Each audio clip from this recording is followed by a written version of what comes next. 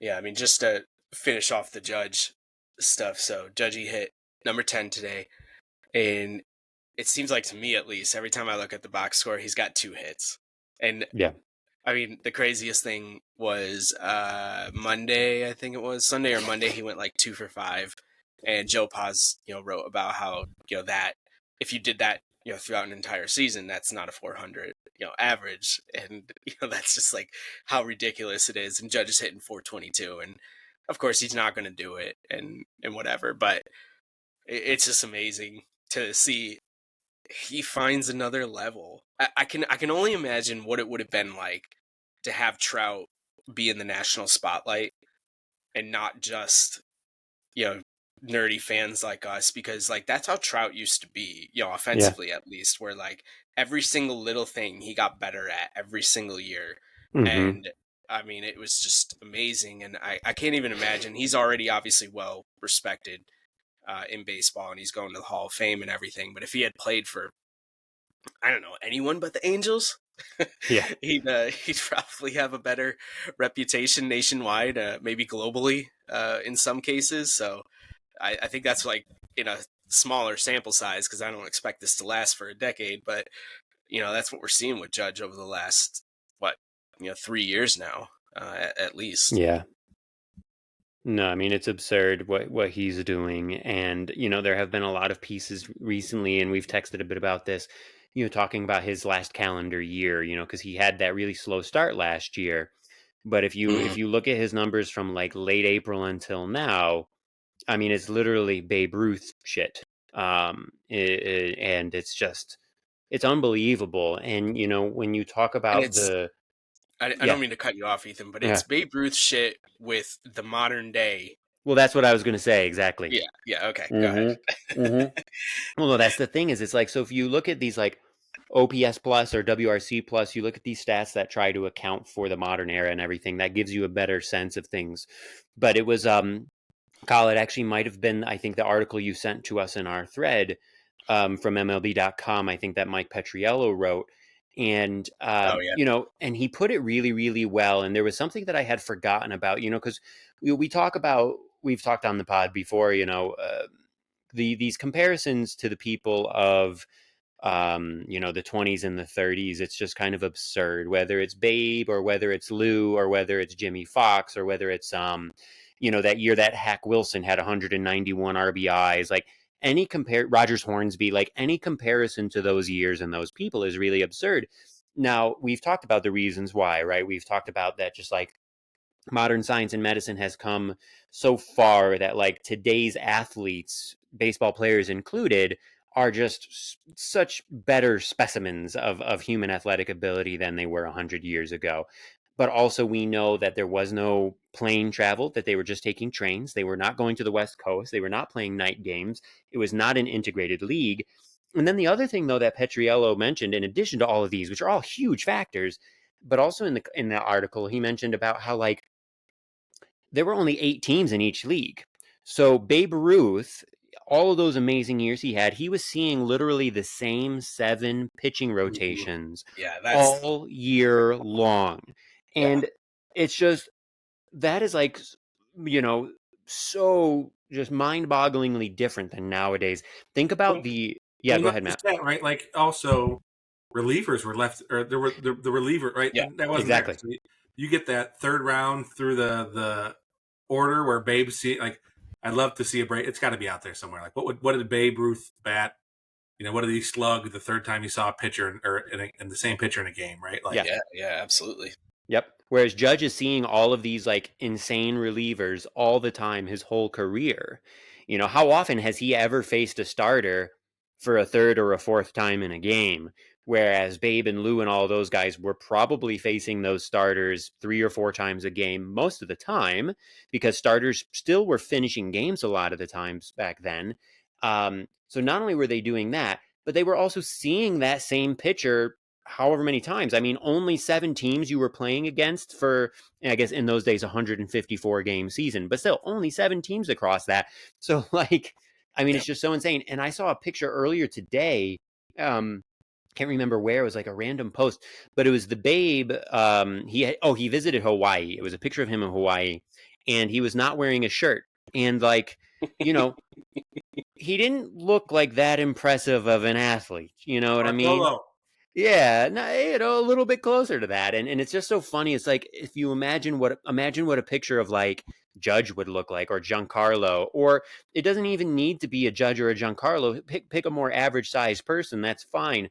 But there's just the difference in overall abilities and athleticism, and just the playing level now versus then is just the golf. I think is just so crazy wide. So when we talk about Judge, and especially this last calendar year, let alone 2022 or last season, obviously he had that horrible start in April, but then was incredible. And we talk about how he is literally peak Barry Bonds, he is literally peak Babe Ruth. It's just all the more incredible. And because what we were talking about just before we hit record is, so Bonds did some things, Kyle brought this up. Bonds did some things better. He struck out less, blah, blah, blah. But we also need to remember Bonds was done in 2004, and it doesn't seem that long ago, but the game was... Oh, 7, thank you. Yeah, I don't know why I thought 4. That was his last MVP year, right? Yeah, maybe that's what was in my mind.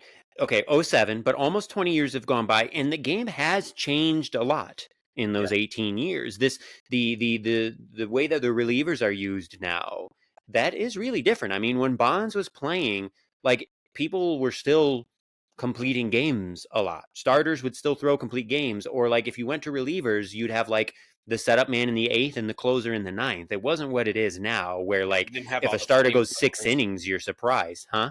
You didn't have all the flamethrowers either. Yeah, you didn't have all the throwing. I mean, every fucking reliever in the big leagues throws 98 with like the most insane slider you've ever seen. Like, that's a newer thing. That was not always the way things were. Well, right, you guys remember when like Kyle Farnsworth was the exception? Yes. Mm-hmm. Right.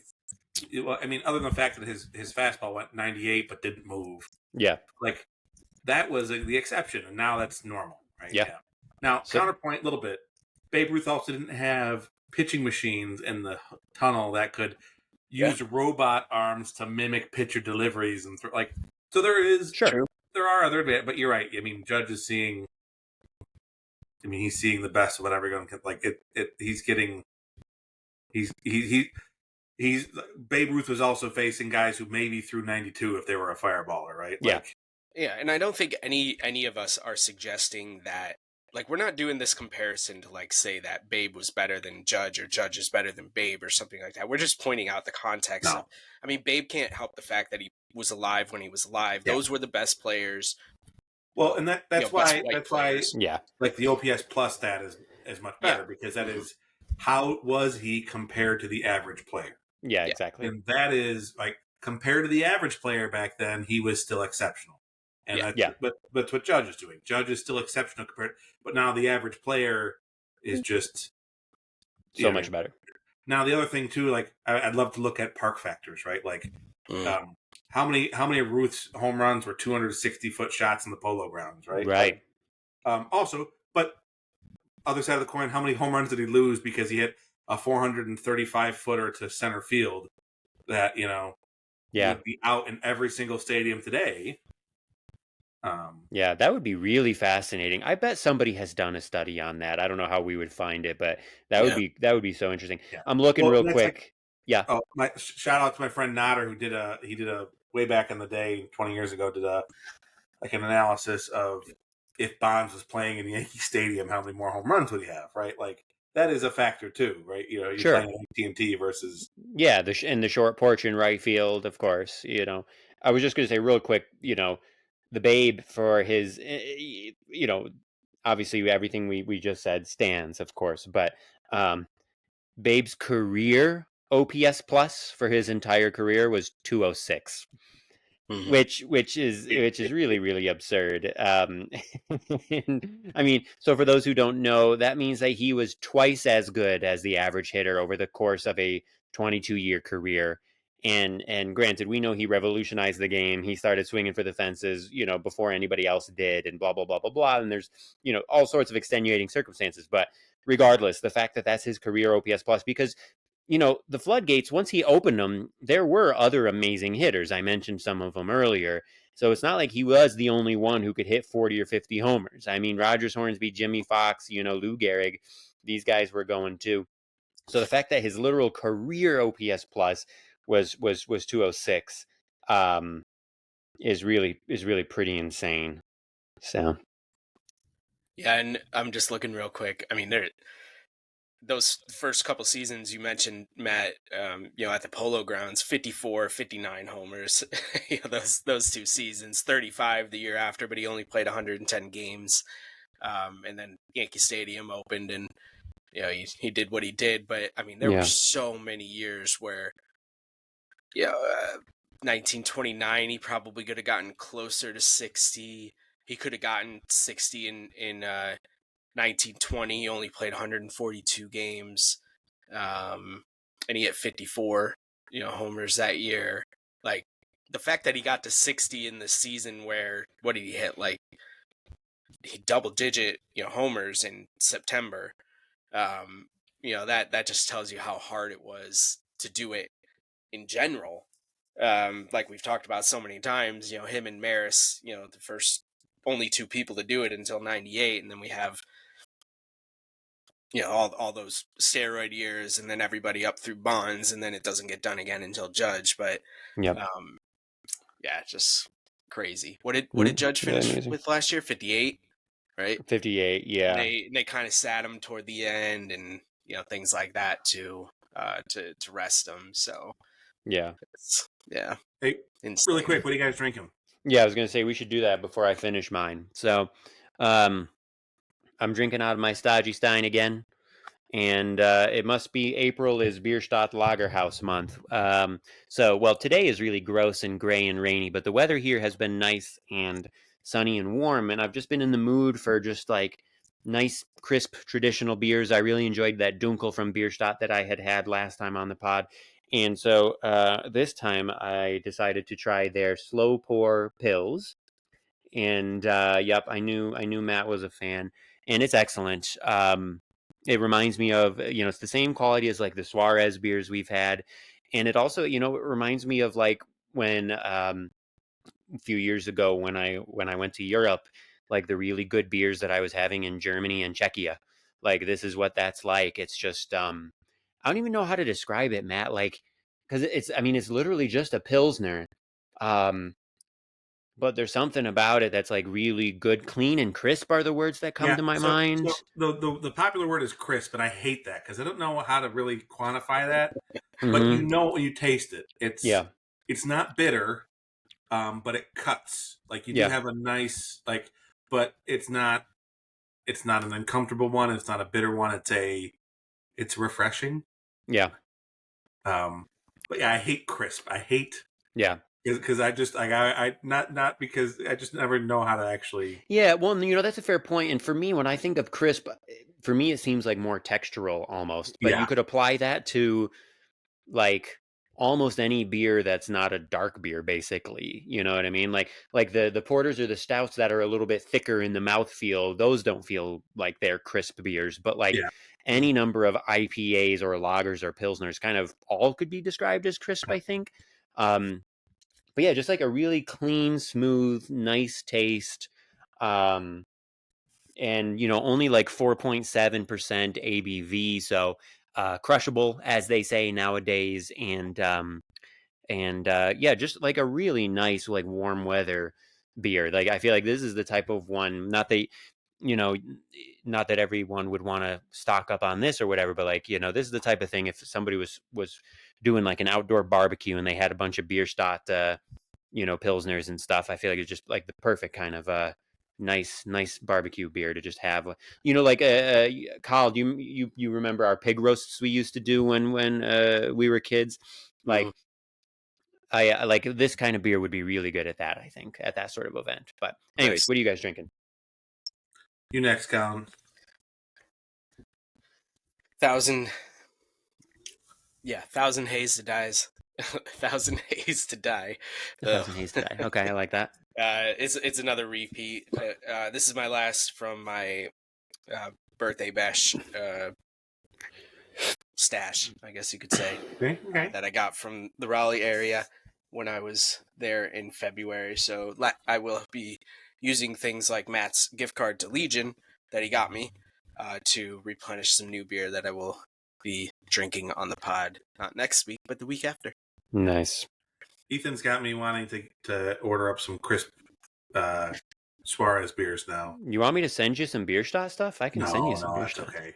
I am scraping the bottom, but I'm trying not to buy beer, and like I say that, but I also like. Oh, okay. You're still in the no buying. Yeah, but yes, but also like on Sunday, Sam and I stopped at a brewery on our way back from Pittsburgh that was in Lancaster, and I came home with 3 crowlers. Like, yeah.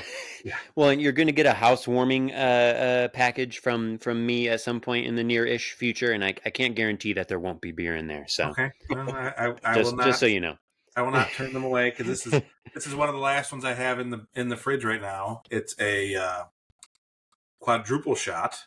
Okay. Peanut butter coconut quadruple shot from. Oh my goodness!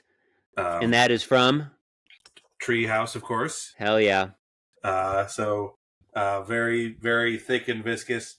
I gave my this is still very good, but I gave my dad a little bit of crap because I asked for the double vanilla quadruple shot, but he's like, I must have forgot, but that's a beer that you sound like you like. And I said, I do like it, so like don't worry about it. But you got me the wrong Treehouse beer. Yeah, that's the It's like how do you complain about that? Like that's like the that's the millennial beer nerd version of a really spoiled rich toddler throwing a temper tantrum or something. Yeah. Not that you actually did that. I just like the idea of being like, but I wanted this Treehouse beer. You know, it was really funny. Yeah. Meanwhile, my dad drove to Saratoga and back to get them for me. So. Right. But where are they now? How far from Saratoga are they? I guess it's probably still 2.5 hours, I think. Okay, all right. So it's still a ride. All right. Let's see. Let's do a. What's the one you had asked for double vanilla? Yeah. Quadruple shot, double vanilla. I see. Treehouse, Saratoga Springs. It is approximately 2 hours and 17 minutes. Ooh, striking. Okay, distance. All right. That's a decent drive. Yeah. Striking distance. Yeah. You get to Amsterdam, New York, and cut over on some back roads. Okay. I mean, in the summer, that would be a gorgeous drive. Maybe not right now, depending on the weather out there. Yeah, but I mean, definitely when I'm visiting home in the summer, I think, especially for fiancés who may listen to this podcast, it's a wonderful drive, I would say. Do any fiancés listen to this podcast? Yes. Really? Oh, she's like one of our best listeners. I can't believe she puts herself through this. Does she give a shit about beer or baseball? Not particularly. Like every Wednesday, she'll ask, like, "What are you guys going to talk about tonight?" And I'm like, "Probably baseball." Like, yeah, probably baseball and beer. I was like, "What should we talk about tonight?" And I was asking her for some questions. I was like, maybe I'll talk about synchronized swimming, but she couldn't tell. I mean, I talked about musical theater in class today, and I know that she loves musical theater, so I can always go on like a little random musical theater tangent. So I think you should. Yeah. Okay. Maybe if it comes up, if there's like a good segue. We're coming off a show 2 weeks ago in New York City. Not a musical, but we got to see her absolute most favorite actor. You guys saw Andrew Scott? Yeah. So I got to talk to him. You did? Yeah. Oh, you fucker. That's cool. By that, I mean, I stood there. Well, Sam got his autograph on a poster, and then I looked at her and was like, would you like me to have my playbill autographed? And she said yes. So yeah. He came out, and I got that. That's amazing. I just said, thank you very much. It was wonderful. So we saw Vanya. Now, what does Sam know him from that he's her favorite? Everything. Because I know him from Fleabag as the hot priest, but I knew him before that as Moriarty on Sherlock with Benedict Cumberbatch. And for those who haven't watched, the Sherlocks with Benedict Cumberbatch and Martin Freeman are all amazing and totally worth watching. Well, some of the episodes aren't as good as others, but it's super fun. And Andrew Scott as Moriarty is like the most delightfully insane fucking character you've like ever seen. It's so good. Yeah, he is fantastic. She was a fan before then. She was a very early fan of his. Okay. She may keep a document listing all of the things he starred in and what she still needs to see. Yeah. Including not available on streaming, old performances. It's like Okay. even I'll say curse you Amazon, because when we were in Scotland, there was a show that's only on Amazon UK, and we were like, all right, we're in the UK, we can watch it now. But they wouldn't let us watch it without having like a address in the UK, like a billing address in the UK, which was just rotten. Wow. I brought my computer specifically for that. Yeah. Yeah. But yeah, we got to see him do his one-man show, his adapted version of Uncle Vanya called Vanya. It was a lot of fun. That's amazing. I really had to pee, and there are no intermissions. So that was like, after about 20 minutes in, I was like, and it's like a 2.5 hour show. So I'm like, just sitting there the rest of the show, like, oh, they might not reseat me if I get up. Like, oh no, oh no, oh no, oh no, oh no. But we made it. Yeah. Yeah. Discipline. Fear that if I got up, I'd ruin it all. So, yeah. So instead, I dozed off for about 20 minutes anyway. It was a rough week at work. I'll just say that. Yeah. But anyway, Colin, you said you had some topics. Before you get into those, I wanted to say, have either of you seen Dalton Varsho's catch from today? No. The Blue Jays? Yeah. Yeah. It was amazing. Yeah.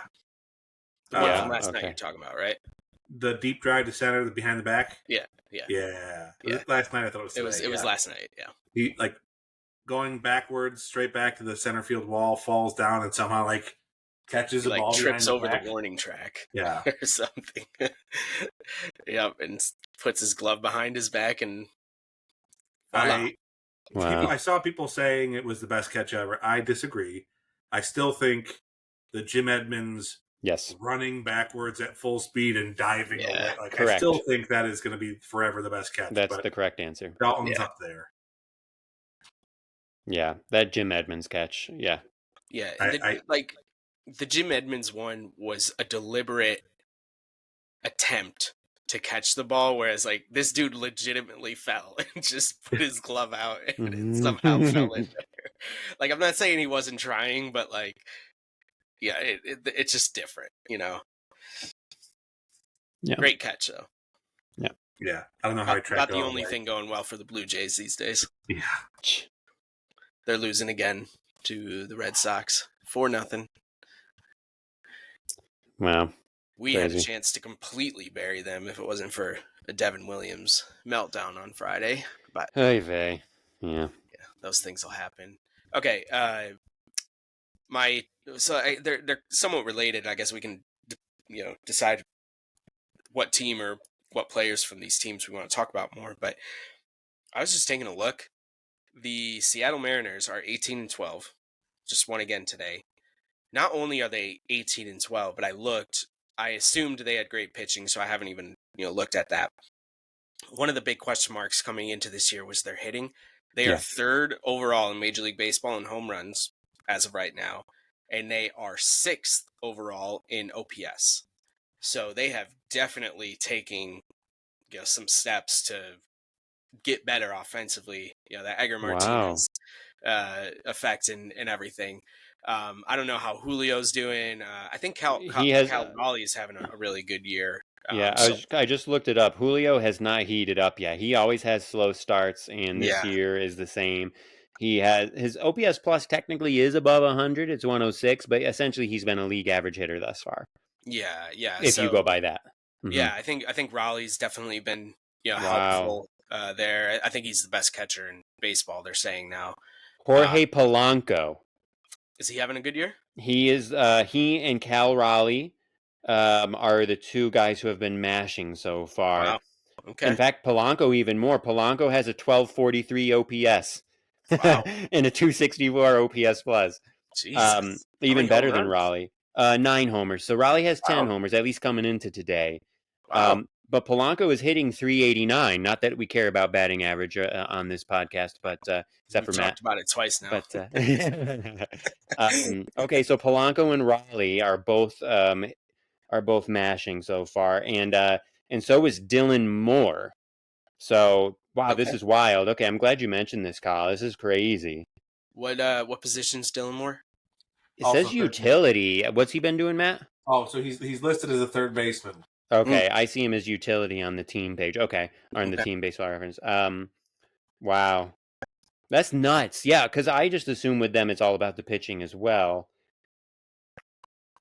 I mean, And I know it's April 30th, yeah, yeah. and but 18-12 is a good start. And we are already, I mean, a month in. A month is a decent amount of data. I mean, that's a sixth of the year, basically, Yeah, or I a don't little know bit if it's more. like I don't know what it is, but because it's not the same as like when the Yankees are good and the Dodgers are good, that's good for baseball, yada yada. Or like when the Celtics are good, or the Lakers are good, or the Cowboys are good, and the Packers are good.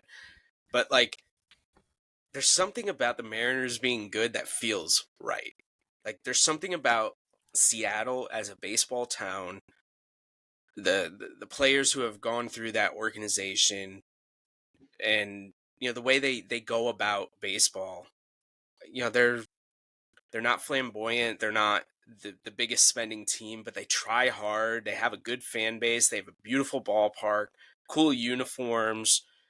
Griffey Jr., um, A-Rod, Johnson, Martinez, Buhner, Buhner, Buhner. Julio now, King King Felix. Felix. All these guys like came through the organization, and they've never been to the World Series. They've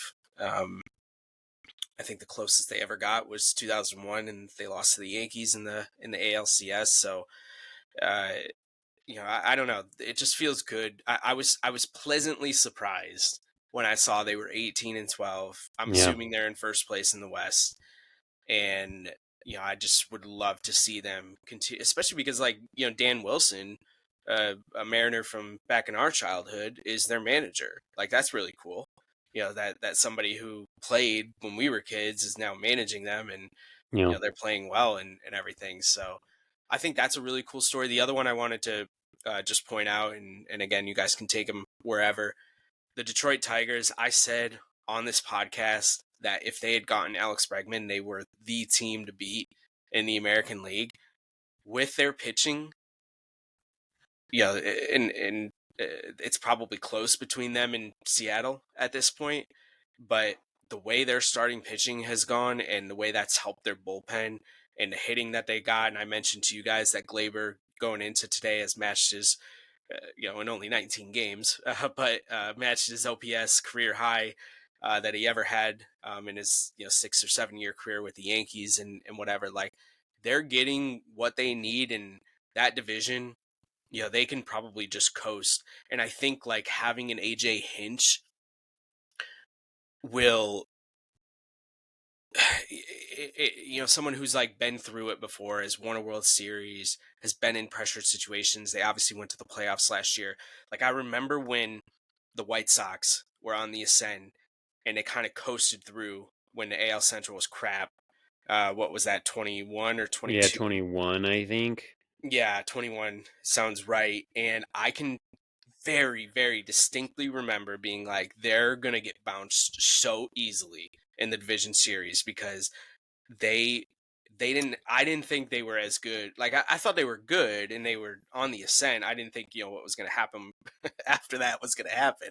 I'm not going to go that far, but I also didn't think they were as good as their record showed. Whereas I could see a scenario where like Detroit could get into coast mode, but then also be very dangerous come postseason play because they have the pedigree and they have Scooble as a starter too. Let's don't forget about that, Yep. and everything. So I think it's really interesting that at the end of April we're talking about Detroit and Seattle, kind of being contenders now for best team in the American League. Just say, be wary of coasting in a league or in a division with the Guardians. Yeah, they're so Just sneaky. because like it's like the July and August mirage. Like, yeah, Guardians are kind of middling the series. Then you blink and it's like, oh, the Guardians are up 4. So Yeah. like 4 games in the Central. What the fuck happened? Yeah, And yes, like again, you look at the roster and go, their second most valuable player is Kyle Manzardo. Behind Jose, I'm assuming. No, Jose is not even Jose is negative or no Quan? 0.01 WAR. Wow. 0.1 WAR. Excuse me. He's not even in the Crazy. top 12. So is it Quan who's their most Quan, valuable yep, player? one Yeah. and a Okay. half. Wow. Okay. Wow. Yeah, Yeah. fascinating. I mean, so obviously Jose will do what he always does. So that'll be interesting to see. And then with the Tigers, it's really fascinating. I think it basically banks on whether or not Mize and Job can. It's pronounced Job, right? Not Joby. Yes, Joe. Yeah. Yeah, Mhm. it's about whether or not they can kind of maintain it. Now, Mize, he was a really high draft pick and a big prospect, and he's 28 now, so he's in his prime. So it seems feasible that this could be what he is this year. Job Yep. is still only 22, so I don't know what I would expect from him. But Flaherty, they have Flaherty too, who's really solid. I mean, even if Mize and Job both, um, take a step back. Right now, they're pitching like really, really well. If they take a step back, they would still be good.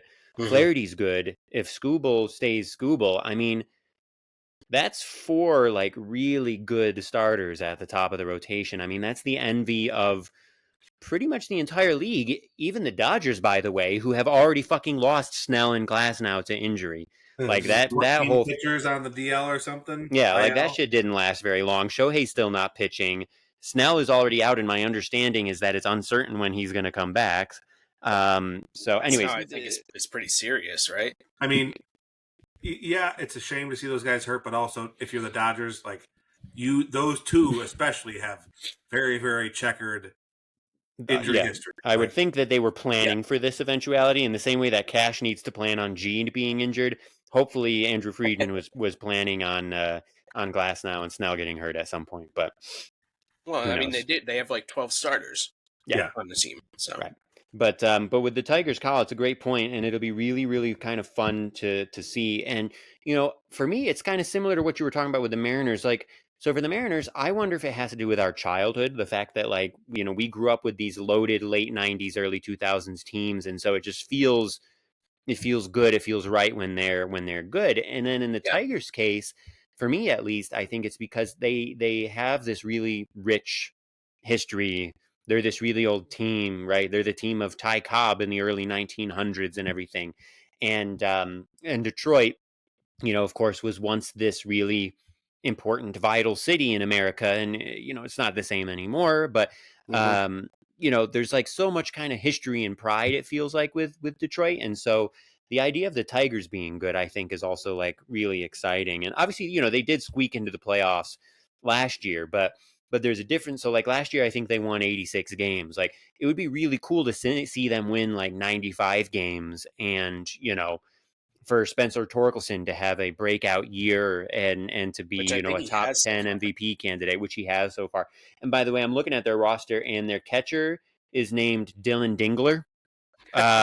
So we have to root for him just because that's his name and that's hilarious. So, Yes, yes, um, so yeah, I'm rooting for Dylan Dingler.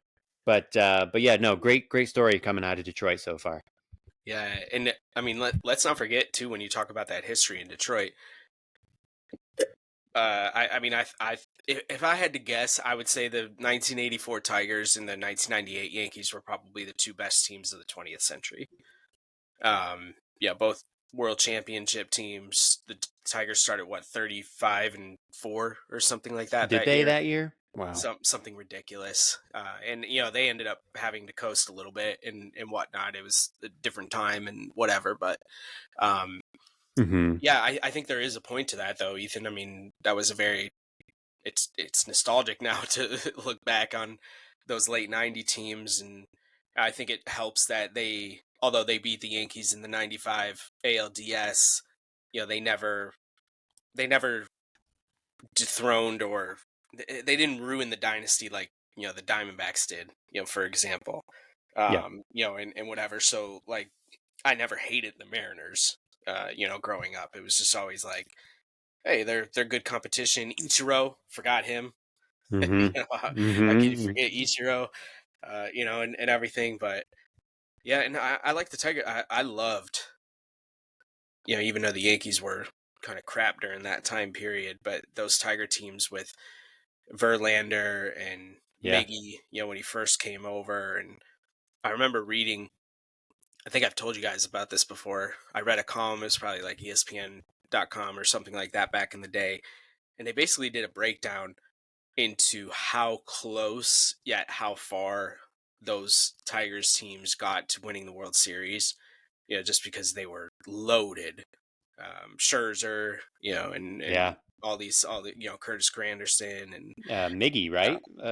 yeah, Did you already early say Miggy? Miggy, Yeah. early Miggy, or early Miggy in Detroit, Mm-hmm. and everything. But Yeah. yeah, so they had that run there where they were damn good, Yeah. and never came out on top.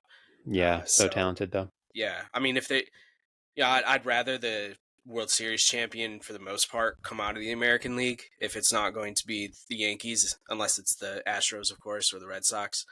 And so, I could see myself rooting for the Tigers. I could see myself rooting for the Mariners. Um, good Yeah. storylines though. And of Yeah. course, we said this last time, and it's only been 2 weeks, but the Angels have fallen from the skies, and they are, I'm Yep. pretty sure, in last place. They are. They're in last. No. 12-17, and they're in last. And one Trout other got hurt, thing. right? What's that? Trout got hurt today, didn't he? Wait, did he? Did Yeah. he? No. Don't tell me that. No. Let's Yep, see. he left the game Knee. with a knee No. soreness. So we'll see.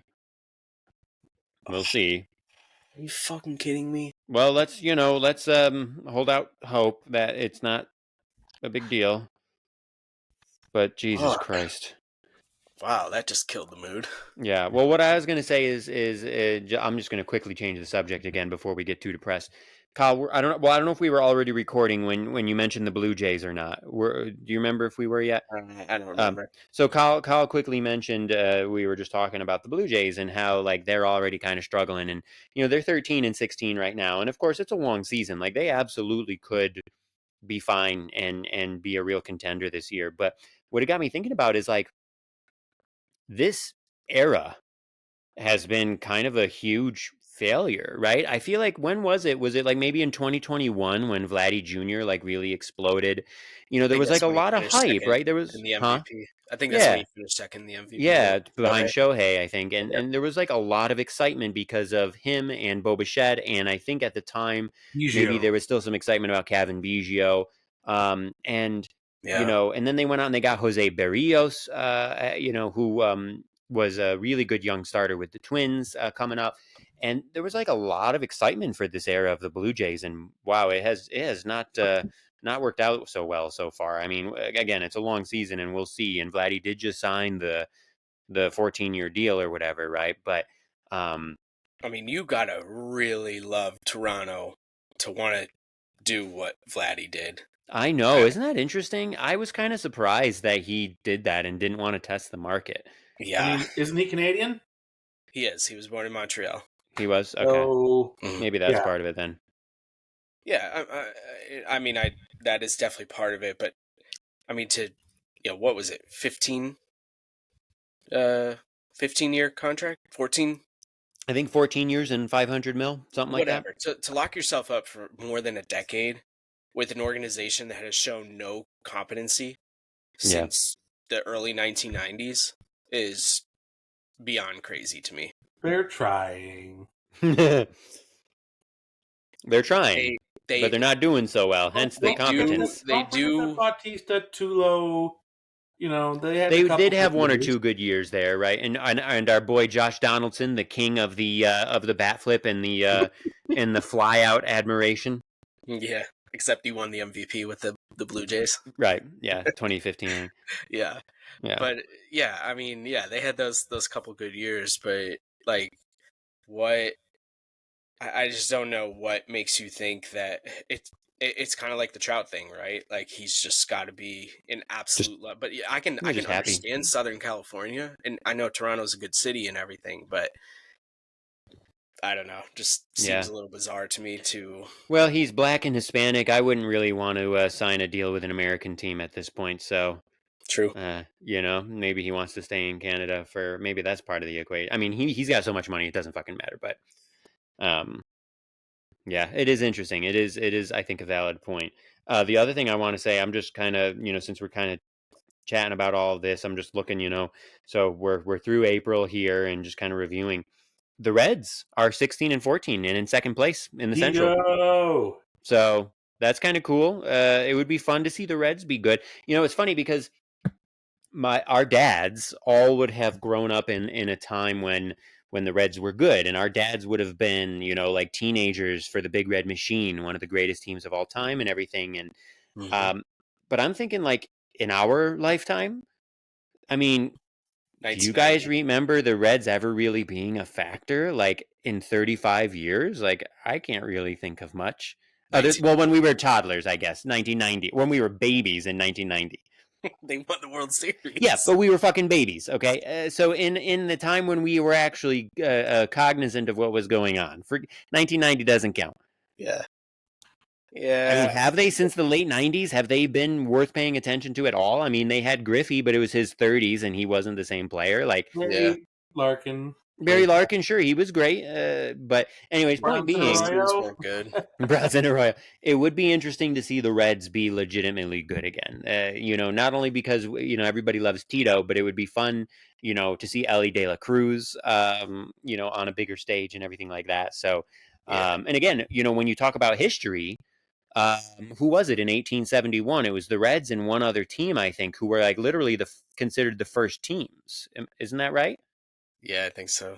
Yeah. So the last time they finished above third in the division was 2012 when Chapman was still on the roster. Jesus Mm. They Christ. won the Central in 2012. And like that's like Joey Votto prime Joey years. Votto, Yeah, every other year since then they've been third, fourth, or fifth in division. Yeah. Gosh. Yeah, I just feel Matt so sad for Latos, all of these fans of these franchises. Sorry, what's that, Matt? Matt Latos, Brandon Phillips, Bronson, good old Surfer Bronson. Mm-hmm. And the Braves are up to 14 and 16, by the way. They're slowly inching their way back to 500, so don't count them out yet. Yeah, all we had to do was talk shit about them on our last podcast, and yep. And the Athletics are 15 and 15. Acuna, yeah. Uh-huh. Yeah. Did we when did the whole thing with him and Jared Kelenic and everything, did that happen in between pods? I don't know. I feel like we talked about it. Okay. Maybe we texted about it. Yeah. Did you see he got optioned? Yeah. They sent him to AAA, I thought. Yeah, that's what I meant. Yeah. Yeah. Man, I remember the period because I think I was paying closer attention. This is, I don't know how long ago, to like the top prospects and everything. I mean, he had like a fuck ton of hype. Yeah. As a prospect, and wow, he's still only 25, which is crazy. And he turned down one of those, like, the deal that what's his face for the Red Sox just signed, or even like a right, or like what who signed one? Did Churio or Merrill? One of the Jacksons. Both of them, yeah. Both of them did signed the early extension. Yeah. Churio did before he even played a game, and then Merrill just did either right before the season or the first week of the season or something. Okay. Yeah, no, Kelenic has been a disaster. Yeah, but he left all that money on the table. Yeah. That's the flip side. Nobody wants to talk about that. And it's like, when somebody takes that $60 million, don't be mad. Like that. Yeah. It's no guarantee that it's going to work out. Like that's $60 million that you may never ever get offered again, ever. Yep. Yeah.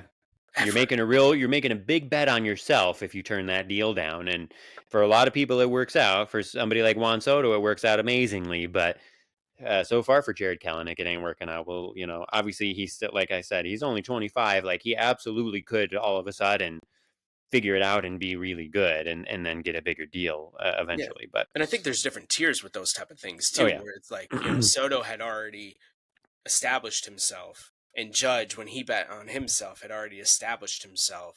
So, like, even if they had down years and they were going, like, they're still going to get paid a certain amount of money, right? Maybe not as much money as they wanted to. Whereas, like, in the situation with Kelenic and the Red Sox guy, I can't remember off the top of my head. Christian Campbell, is he the one who signed the deal? I don't even know. Duran? But, like, or Roman Anthony? No. And even Churio, like, those guys were unproven, yet being offered life-changing money, not just like, $10 million, whatever. We're talking, 60, 70. I don't know what some of these contracts are, like ridiculous amounts of money for not even having played, in some cases, a Major League Baseball game, or, have only a half a season under your belt or something like that. Like, just say no to that and bet on yourself is a lot different than establishing yourself and then betting on yourself. Yep. Yep, absolutely. Yeah. Well, boys.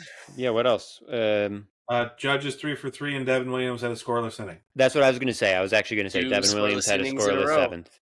So that's good. So hopefully this means he's getting back on track. Yep. Yep, I like that. And Judge is 3 for 3, you said, Matt? Yeah. So what is he up to, like 440 batting average or something? 427. Yeah. Okay. Oh my God, he's just insane. With a walk. It's just man, Walk, it's amazing to homer, watch. Another RBI single. I mean, this is the type of thing we're gonna like tell our kids and grandkids about. Is like watching Aaron Judge in his prime. Yeah. It's and no offense to the dynasty teams of our youth, and obviously they are more impressive because of the dynasty, because of the World Series wins, and obviously Derek Jeter is an all-time great, but like Aaron Judge is something unprecedented in baseball history, and it's kind of cool. It's kind of cool that we get to be witnessing this. I mean, I texted you guys today. I had no idea. Scott Brocious only had a 15.7 career baseball WAR or something like that. Oh yeah.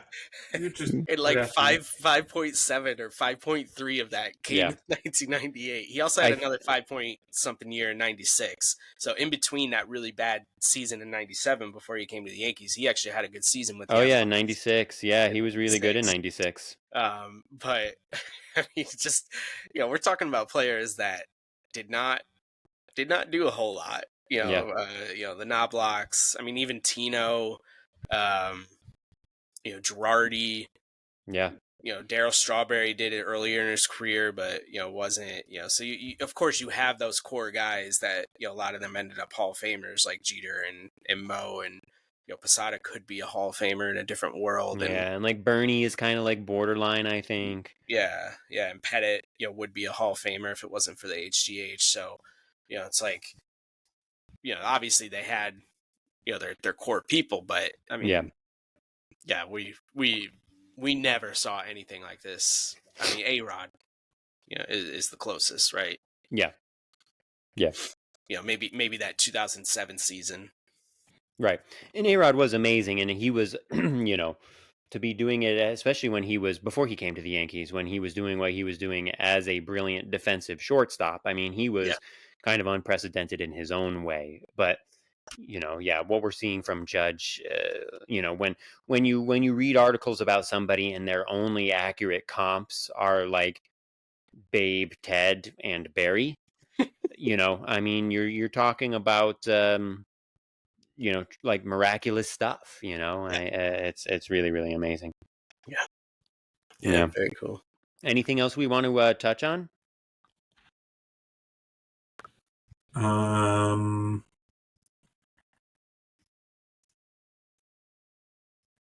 We got a late start, so if we need to, if we want to wrap it up now, that's totally cool. I'm trying to think if there was anything. Let's see. There's the NBA playoffs are going on. Hey, fuck the Rockies, the the Rockies won today. What's that, Matt? Say the Cavs absolutely curb stomped the Heat. Well, but like as it should be, I'm still. So we texted about this last week in the thread for those who are listening. So obviously, I only pay very vague attention to the NBA. But I check in from time to time. I'm curious about like the overall big storylines and things. And when the playoffs started, I was looking at all the matchups, and I saw that it was the Heat, right, who went 37-45 this year and are still in the playoffs. And Colin follows the NBA more closely, so I texted the thread and I said, "What the fuck is going on?" And Kyle's just because they like have more than half the league in the playoffs or whatever. Yeah, but that's like I think absurd. With the new play-in, there's 12. There's at least 10, if not 12 teams from each conference that make the quote-unquote playoffs, and there's 30 or 32 teams. So Yeah. you're talking more than half. Okay. Yeah, that's just so crazy. At the And very least, it's more than half. At the I very mean, least, it's almost 2/3. I don't know if I'm old fashioned or what, but like the idea of a team being 8 games under 500 and making the playoffs, that kind of bothers me. But that's been like that in the NBA for a long time. Like Really? Is maybe this like even back normal? in our childhood. God. I mean, they Okay. back in our childhood, it was still 8 teams. Made the playoffs from each I mean, I conference. know that like the 8 seeds were always like around 500. Like I can remember that, but 37 and 45, maybe that has happened and I just don't pay attention. But I don't know. I was Yeah, just like blown yeah, away when I saw that. That seems yeah. crazy. I don't follow closely enough, but I would imagine it's happened a little bit more than we would like to believe. Okay, fair enough. Yeah. Yeah. All right, And the boys. Rockies won. They're 5-25. Two to one outdueled Chris Sale. Oh my God, really? Okay. Yeah. I mean, I want them to get their wins out of the way now, so they don't embarrass the Yankees in 3 Well, weeks. so yeah, right. Yeah, so I'm going to go to one of those games at least, and He's going to give us a live report from I'll give Colorado. a live report, and yeah, with our luck, because Kyle, when was it? It wasn't 23. it was 2 years ago. 23, 2 years ago, and the Rockies swept the Yankees that year, right? I don't know if they swept, but the game we went They to, swept them. Rodon Yeah, got Rodoned. Rodon got rocked. Yeah. Hey, Yeah. now in his defense, he's pretty damn good right now. He has been really good, and it dates back to late last season. Yes, last So 8 starts or whatever, or last 9 starts. So I'm loving it. I'm really happy. And also shout out to Max Fried, the crafty Jewish left-hander. I love pitchers, and I especially love Jewish pitchers, and I especially love Jewish pitchers who are getting by with really good stuff and not just throwing 100. And so Max Fried is a good candidate for my new favorite player. We'll see what happens. But And then he's been great for us so far. Wow, that's been really good with Cole's injury. yeah, that's been huge. I mean, I don't even want to think about it if If he goes down, yeah, yeah, or if he'd just been terrible. So right, yeah, exactly. yeah. But in lieu of my traditional shout outs, what I want to talk about, thinking about that Rockies Yankee game, that was the first game post All-Star break. So it was a Friday night, so the Yankees had been off since Sunday. So 4 full days, and including Isaiah Pfleffer, who was not an All-Star, had been off for 4 days. And it was either his first at bat or his second at bat. He decided to bunt. And I remember I yelled something about, why are you bunting on the first day back from the All-Star game? And there were fans around us who were cracking up, and I thought it was the most funny thing in the Yep. world. Yep. God, I don't understand when that shit happens. Yeah. Oh my God. I mean, come on, IKF. Just swing Yeah. the fucking bat. Seriously. I'll give a shout out to Sam because I didn't realize that she was like a regular listener, even though she doesn't give a shit about beer and baseball. So shout out to Every Sam. episode. Yeah, that's amazing. Remember that? That's why. Oh, we had well, to- yeah, that's right. We did our little thing. Yeah. Yeah, I guess I just didn't realize she listened to like every episode though. So does my mom. Well, your mom I knew. Yeah. Because she likes to Mom. pretend that we're hanging out. Yep. Hi. And she's gonna relay to your dad that you got the wrong beer, and then there's gonna be this whole family Oh drama. no, I already mentioned. Him. Don't worry. uh, I told him. Well, I gave him the benefit of the doubt. I said, Treehouse gave you the wrong beer, Dad. that's good. It's not very tasty, as my empty glass would attest. So. Yeah. And Nice. I told him it just means we have to go back and get the one that I wanted sometime. That's soon. right.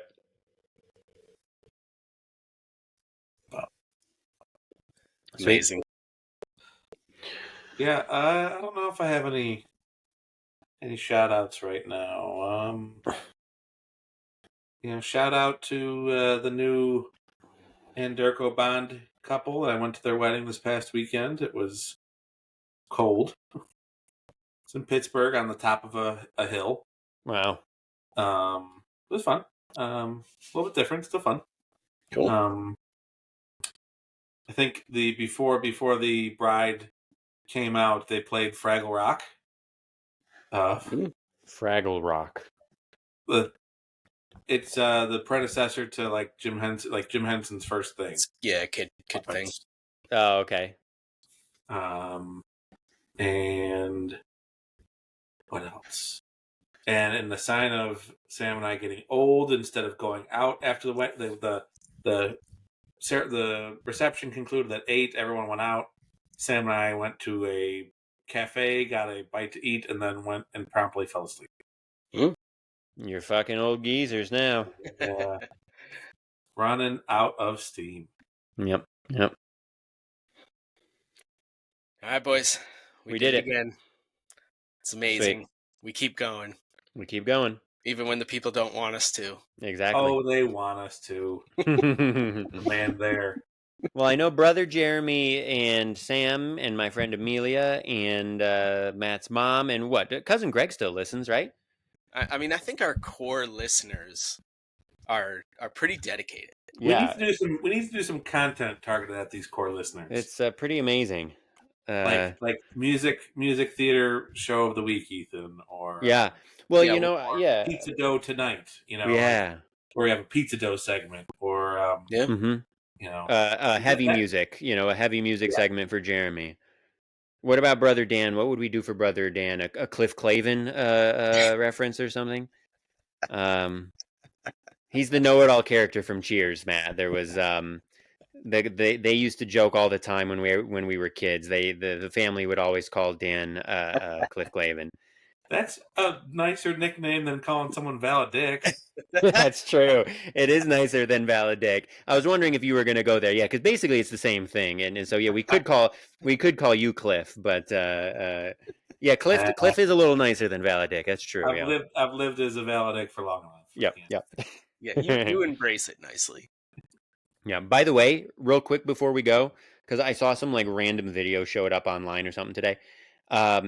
2007 was 18 years ago, and in about a month and a half, it will be 18 years since we graduated high school. So just throwing that out there. Oh, cool.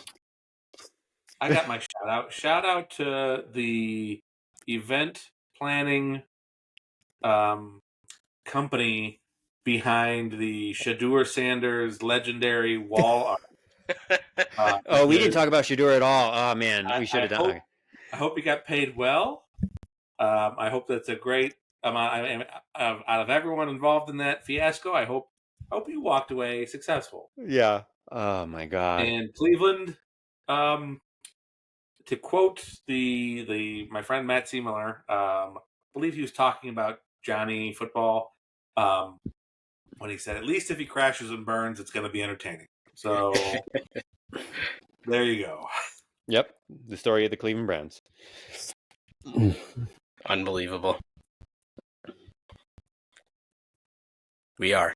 Are we? Did you see me like leaning in to the mic? Oh yeah, I was ready. I looked